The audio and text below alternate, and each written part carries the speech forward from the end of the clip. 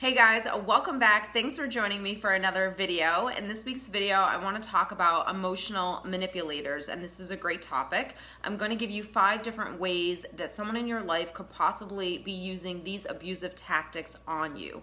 So if you are not familiar with manipulation, if you don't know you're being manipulated, this video is definitely going to educate you, not just on the tactics that people will use to gain control over you or to get what they want out of you by abusing you, but really the things that you need to start working on within yourself to make sure that you don't deal with this type of abuse, that you don't engage with this person, and that you know when someone is using this on you to, like I said, gain control over you or to get what they want out of you. Now, if you're new to my channel, don't forget to hit subscribe. Don't forget to click on the notification bell. I will be doing a giveaway at the end of this video, so don't forget to stay tuned for that.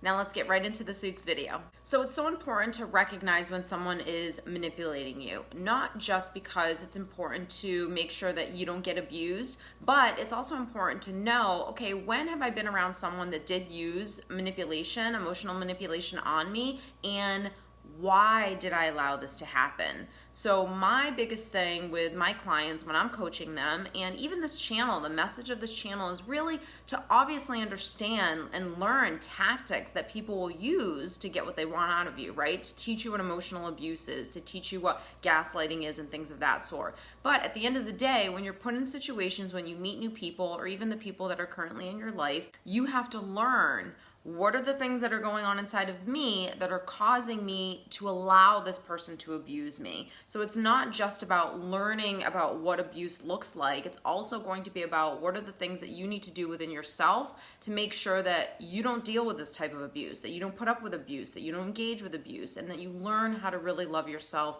to protect yourself. So the number one tactic that an emotional manipulator will use on you is guilt and blame. Guilt, blame, and shame. That's what we're going to call it. We're going to mix it all into one. Guilt, blame, and shame. So this is when you're going to hear things like, well, you know, if you don't do this for me, then I can't do this. I thought you cared about me. Why won't you do it for me? I would do it for you. Well, if you can't do this, then I'll have no one else to help me. Well, I didn't get to do this because you didn't do this. So usually these phrases are said after you've said no to someone. So if you've said no to someone, then you might get some of these phrases in return from them. And you might start feeling the guilt. They might start using some shame. They might start blaming you as to why they can't do something. You basically always have to do something that you don't want to do for this person so this person will be happy. That's the only way they're going to be happy, is if they get something out of you that you've already said that you don't want to do, that you can't do, that you shouldn't do, that it's not good for you if you do it, whatever it is. You basically stated your boundary. Hey, the answer is no, you know, I can't do this for you. You might have given an explanation, you might have not. Most likely you gave a very detailed explanation as to why you can't do something, and I'll go into that a little bit later in the video, how there's no need to do that, because anyone that really loves you, anyone who is not a manipulator, anyone who is not going to use guilt on you and shame you and blame you for why they're not getting what they want out of the situation, anyone that's healthy is not going to do that. Anyone that respects you is not going to do that. Anyone that loves you is not going to do that. So when you say no, even a healthy person, they may not like the answer, that they may not have wanted to hear the no, but they're still going to respect that the answer is no, and they're going to move on. Now, someone who's an emotional manipulator is absolutely not going to do that, because you're dealing with a child, essentially. You're dealing with a childlike adult who never learned boundaries, who never learned that the answer is no, who is someone who is just relentless, someone who is very selfish and basically emotionally immature. So when you're dealing with this type of individual, you're always going to get backlash. You're always going to get these tactics thrown at you. But again, if you don't know this, if you don't know that this is the person, this is the behavior that you're always dealing with when you give this person a no or you tell them that you can't do something, if you're not aware of it and you're codependent, and you have insecurities and you have wounds and you don't know any of this kind of stuff, you're going to take on the guilt, the shame, and the blame. Because remember, this person is basically codependent as well. So a narcissist is codependent. They just get their they just get filled up in a different way. So their happiness is really determined on who can give them the most in their life, who can enable their behavior, who can just give them whatever they want, whenever they want it, because you're dealing with a child again, remember. So their happiness is put on your lap. And again, if you're codependent, you want everyone to like you, you want everyone to give you love, you want everyone to think you're a great guy or a good girl or a nice person, and so you're going to take their happiness and make it your problem, and you're going to do whatever you have to do to make sure that they're happy and that they're okay and they get everything that they want. Also, if you're coming from low self-esteem, you're going to fear confrontation. So what you might say no initially, but when someone starts pushing back, you cave and you don't know how to firmly say the answer was no. You don't know how to be firm with what you think, how you feel, and your boundaries. And again, these are things that are all practices. When you've been a certain way for so long and you feared confrontation, standing up to someone, it's a challenge. It's not something that's going to be easy, but you have to remember in each situation, you're being tested. So, and just remember, the people that abuse you the most are going to be your greatest teachers, because those are the people that are going to be relentless with you, because this is something that you really need to learn. And just look at an abuser as almost like a coach. So this person is giving you all of this backlash and abuse and hurt to train you to keep rising up, to stand up to yourself.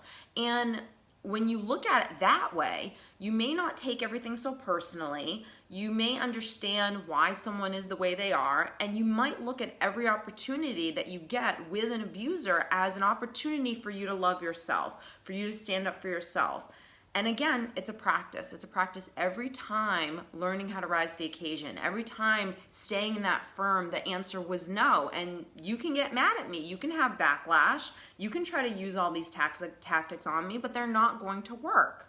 The next tactic that an emotional abuser will use is they are pushy for an answer. So a manipulator is someone who is relentless with what they want. Again, you're dealing with a child, you're dealing with someone that never learned, their parents never taught them that the answer was no. They never learned boundaries growing up, and so they want what they want and they want it right now. And so if they ask you something, they're not going to give you time to think about it, to possibly look at your calendar and see if it works for them. They don't want you to think about it.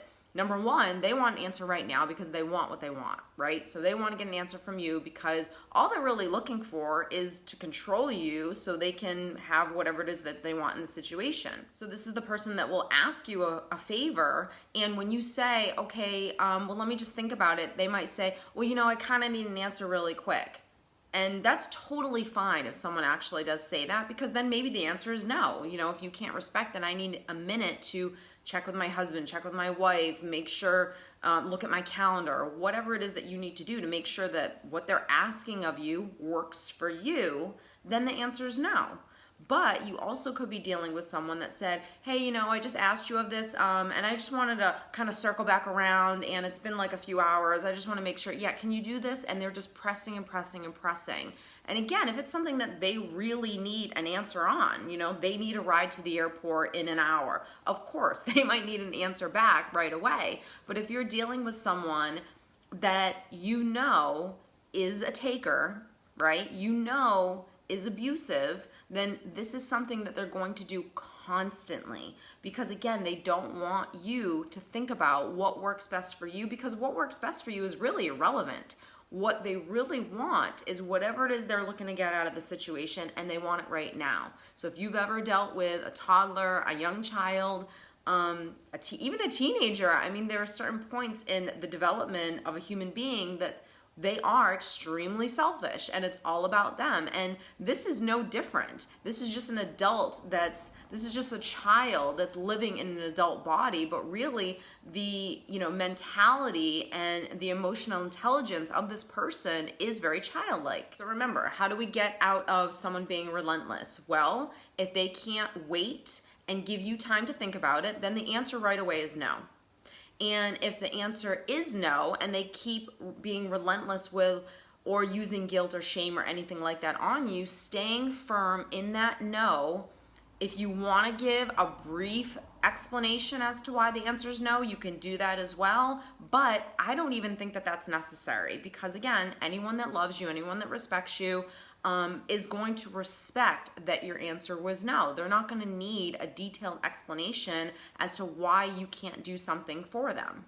The next thing that an abuser will absolutely do on you is they're going to play the victim. So now when you have said no, and this kind of goes hand in hand with like the guilt, the blame, the shame type of thing, but really what this does is it's part of like the guilt, but it really makes them feel better for the abuse that they give others. So if I'm an abuser and your answer is no, and I've used all of these tactics on you, perhaps I've tried to guilt you or shame you or blame you as to why, I'm not getting what I want and why it's your fault, I'm sitting in that victim mentality. And for an abuser, this is exactly the way it flows for them.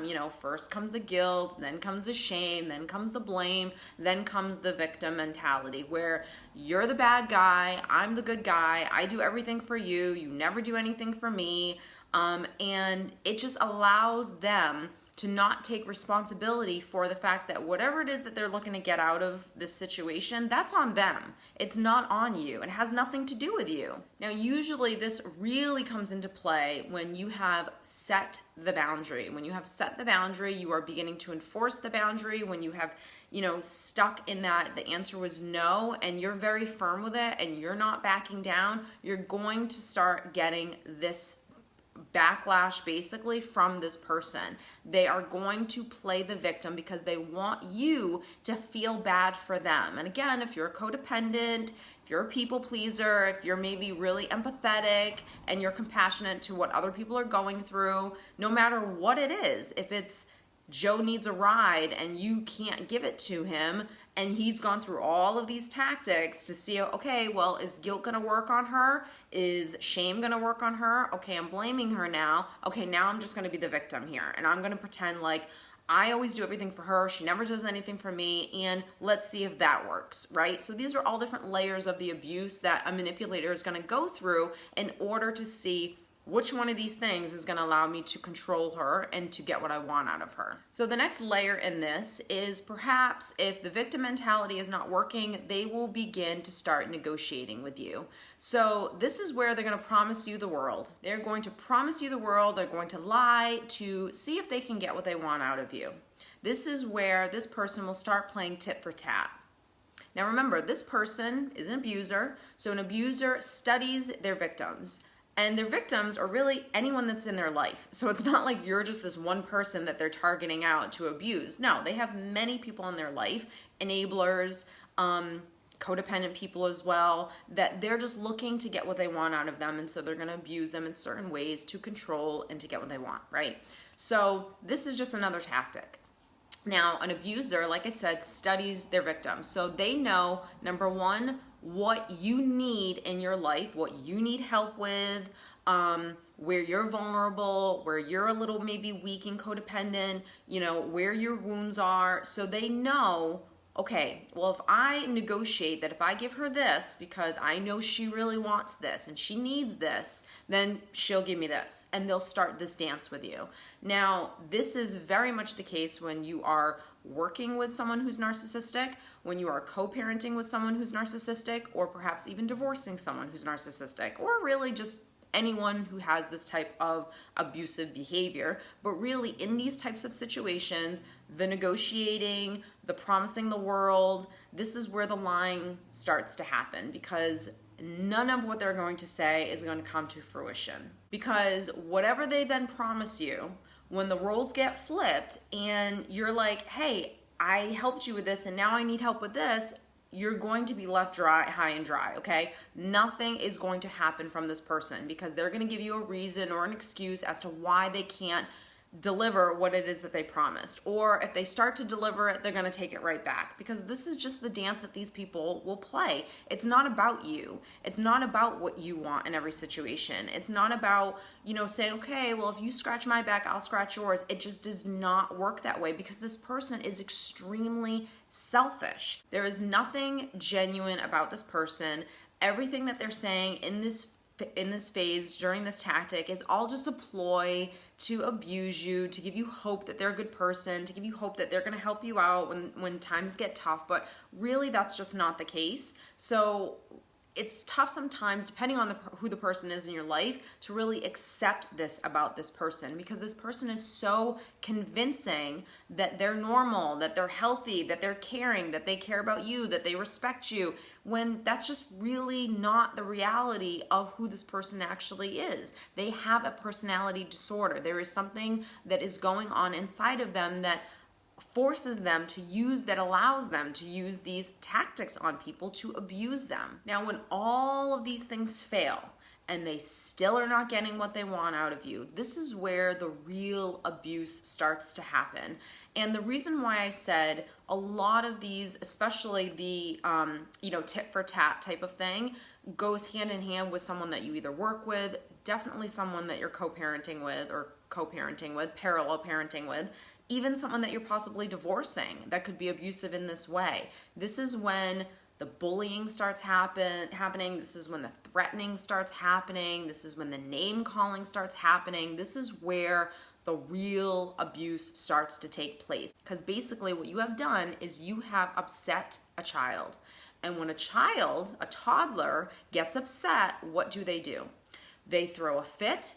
They cry hysterically, they have a temper tantrum, they stomp their feet on the floor. Now, an adult is not going to use those types of tactics, but they're going to use other ones, which is bullying, name calling, threatening, things of that sort. And you're going to get this for a very long time. And I've coached a lot of people, and I've been there myself, where I have someone in my life who is abusive that I have to deal with in some way, shape, or form, and I'm now creating this new Stephanie, and I'm setting boundaries, and I'm responding to you. I'm not reacting. I'm standing firm in my nose, and I'm not engaging with you any longer. I'm not giving you reasons why I can't do things. I accept that you might not like what I have to say. I'm accepting now that you're going to start using these tactics on me, and when the real bullying starts happening, especially if you have to deal with this person constantly, it is exhausting. And I completely understand what anyone out there is going through, especially if you have to co-parent with someone, especially if you have to divorce someone, especially if you have to work with someone in some way, even though I think that if you're working with someone who's this abusive, you could definitely leave that job, and you should leave that job. But there are situations where we can't escape these types of people. And so really practicing creating that bubble, like I always say, right? Practicing how to love yourself, because when someone begins using this on you and threatening you and bullying you and name calling you, there's only so much a human being can take before they just, I'm exhausted, right? Before it's starting to affect me. But all of this that you're experiencing, right? All the backlash, and it's painful, it's forcing you again to rise up to the occasion. It's forcing you to be the person. It's forcing you to work that emotional muscle. It's forcing you to strengthen that mental toughness when you're dealing with this person. So I hope that this video has helped you not only just give you some, the 5 tactics of an emotional abuser, but understand what are the things that you need to do when someone guilts you, when someone shames you. What's the internal dialogue that should be going on inside of you? And really what it is that you need to come first. You need to learn how to love yourself. And the only way that you can really love yourself, honor yourself, is by practicing this stuff, is by in every moment when someone tries using these abusive tactics on you, that you recognize, oh my God, they're starting to manipulate me. They're starting to shame me. And this is exactly what Stephanie said they were going to do. Okay, I'm aware of it. Now I have to stay firm in my no. So thank you guys so much. I hope you enjoyed this week's video. The giveaway this week is going to be a free coaching session. So if you are interested in doing a free coaching session with me, please be a subscriber. Click on the notification bell so you are part of the notification community. Don't forget to like the video and comment down below that you would like a free session with me. I will pick a winner in the first 12 hours, and it is just my way of giving back to you guys for building this channel into what it is, and I just love what I do. And if I don't get to every single comment either on Instagram or Facebook or even here on YouTube, I do read every comment. So thank you guys so much for all of your love and support, and I will see you next week.